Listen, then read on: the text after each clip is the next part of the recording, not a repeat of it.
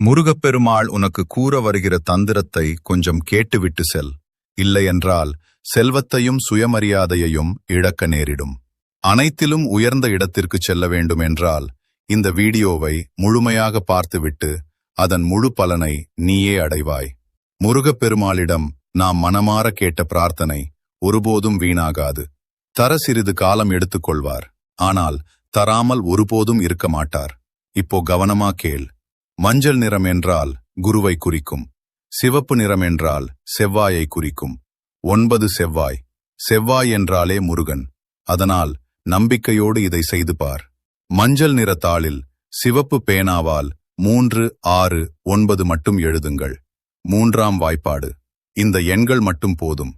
அதை இரவு தூங்கும்போது தலையணையின் கீழ் வைத்து உங்கள் கஷ்டங்களை மனதில் நினைத்து முருகனை அழைக்கவும்.